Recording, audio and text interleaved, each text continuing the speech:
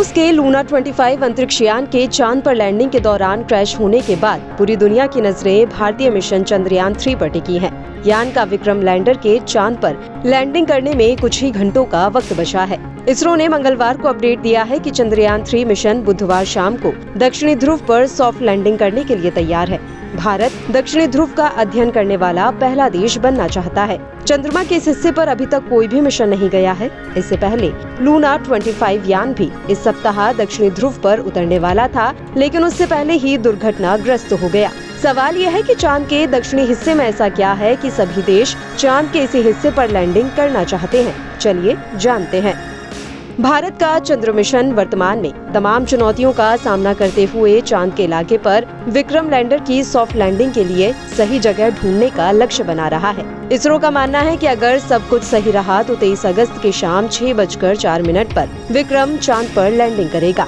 इसरो के पूर्व समूह निदेशक सुरेश नाइक ने बताया कि इसरो हमेशा प्रत्येक मिशन पर अलग अलग चीजें करने की कोशिश करता है, तो यह एक पहलू है। दूसरा पहलू उचित मात्रा में पानी मिलने की संभावना तलाशना। चंद्रमा के दक्षिणी हिस्से में बड़े बड़े गड्ढों के कारण काफी गहरे और स्थायी रूप से छाया वाले क्षेत्र होंगे।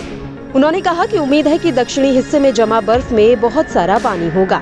एक अन्य कारक ये है कि इसकी अद्वितीय स्थलाकृति के कारण बिजली उत्पादन संभव है।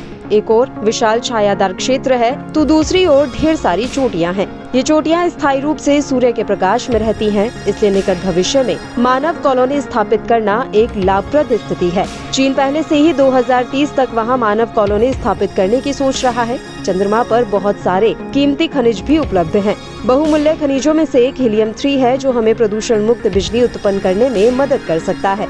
नाइक ने यह भी बताया कि अगले 2 वर्षों में विभिन्न देशों द्वारा 9 चंद्रमा मिशनों की योजना बनाई गई है। संयुक्त राज्य अमेरिका और चीन दोनों ने दक्षिणी ध्रुव पर मिशन की योजना बनाई है। गौरतलब है कि पिछला भारतीय मिशन 2019 में चंद्रयान 3 द्वारा इसी क्षेत्र के पास सुरक्षित रूप से उतरने में विफल रहा था। एक बार जब चंद्रयान 3 चंद्रमा के दक्षिणी ध्रुव के पास एक रोवर तैनात करेगा तो इसरो वैज्ञानिकों ने कहा कि वे चंद्रमा की मिट्टी और चट्टानों की संरचना के बारे में अधिक जानने के लिए 14 दिनों तक प्रयोगों की एक श्रृंखला चलाएंगे। चंद्रमा के दक्षिणी ध्रुव पर बर्फ और खनिजों का भंडार होने की उम्मीद है। भारत दक्षिणी ध्रुव का अध्ययन करने वाला पहला देश बनना चाहता है। चंद्रमा के इस हिस्से पर अभी तक कोई भी मिशन नहीं गया है।